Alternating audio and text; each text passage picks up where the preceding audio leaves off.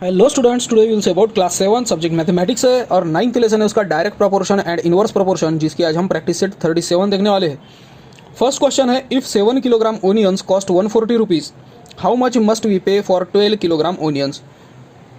7 kilogram onions है तो उनकी कॉस्ट 140 रुपीज़ हो रही है, तो फिर अगर 12 किलोग्राम ओनियंस लिए तो उसके कॉस्ट, उसके पैसे कितने लगेंगे हमको।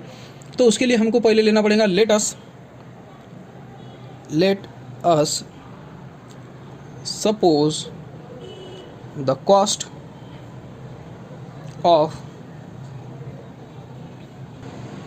12 kilogram onions is x rupees.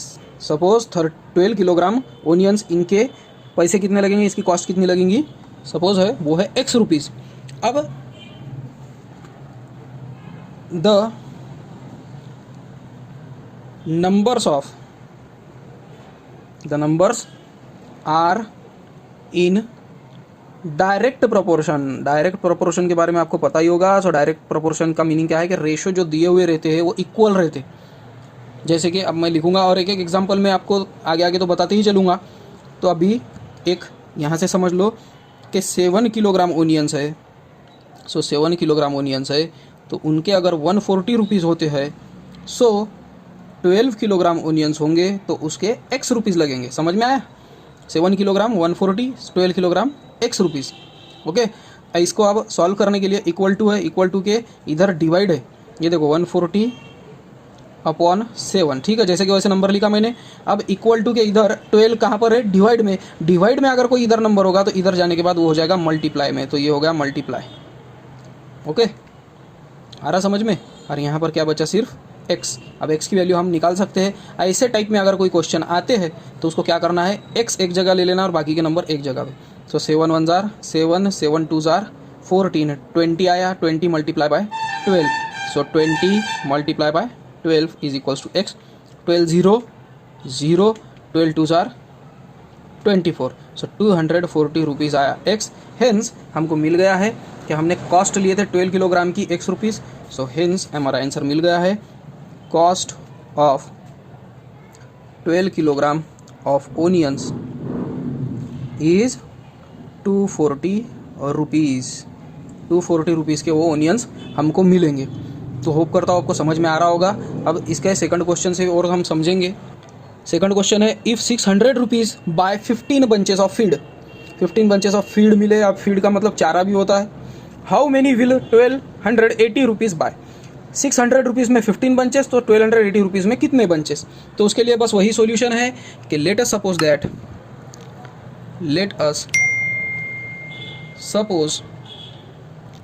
The number of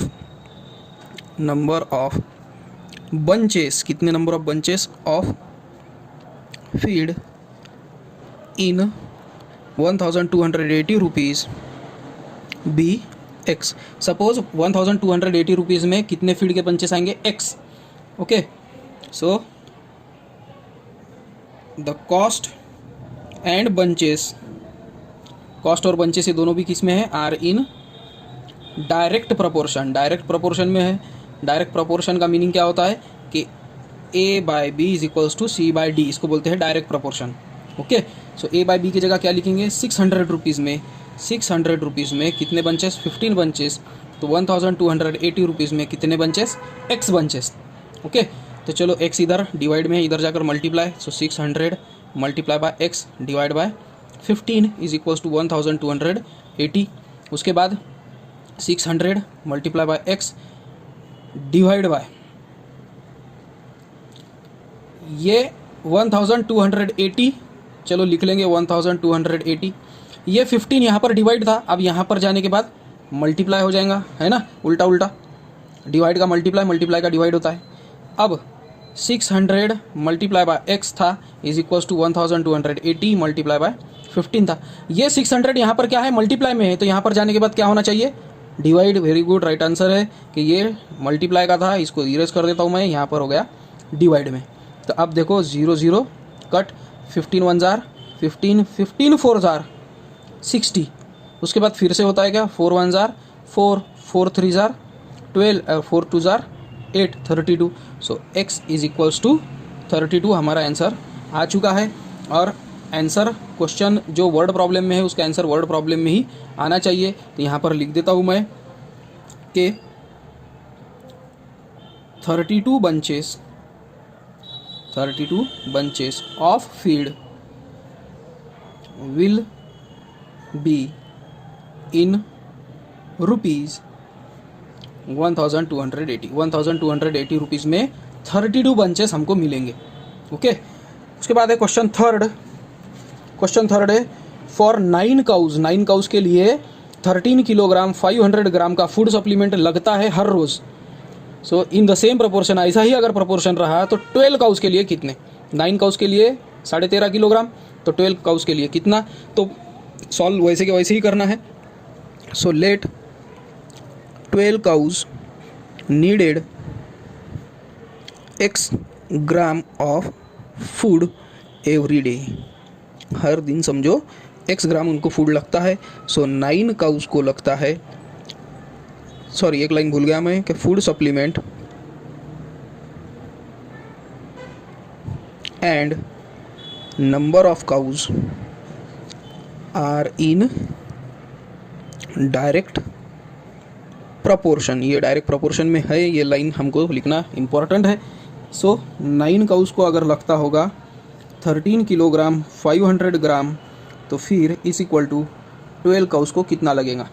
ठीक है, अब ये जो 13 किलोग्राम 500 ग्राम है उसको ग्राम में कन्वर्ट कर दो, यानी 1 किलोग्राम इज इक्वल्स टू 1000 ग्राम होता है, इसलिए 13 किलोग्राम कितना होगा 13,000 ग्राम।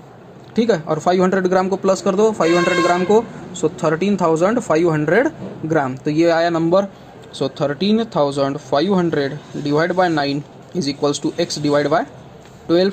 चलो वैसे ही सॉल्व करना है। सो 13,500 यहाँ पर 12 डिवाइड में है, यहाँ पर जाने के बाद क्या होगा multiply, very good, 12 divide by 9 is equals to x। Okay, अब चलो इसको सॉल्व करेंगे। 3 3 जार 9, 3 4 जार 12। ओके, डिवाइड इससे ही करना है क्योंकि नंबर डिवाइड है। अब 3 से इसको जाता है कि देखेंगे 3 1 जार 3, 3 4 जार 12, 3 5 जार 15, 3 4 जार 12 हो गया ना। तो एक बचा था यहाँ पे, जैसे कि अब चलो इसको यहीं पे सॉल्व करता हूँ मैं। 13500 डिवाइड बाय 3। ओके, ऐसा करता हूँ। सो 3 4 जार 12, 13 माइनस 12 1, 5 आया नीचे, 3 5 जार 15, 0 0 नीचे आया 0, 3 0 0, फिर से बचा 0, ये आया नीचे 0, 3 0 0। सो 4500 आए। सो 4500 मल्टीप्लाई बाय यहाँ पर कितना बचा था 4 इज इक्वल्स टू x। अब हॉरिजॉन्टल मल्टीप्लिकेशन अगर आपको आती होंगी तो बहुत ही अच्छी बात है।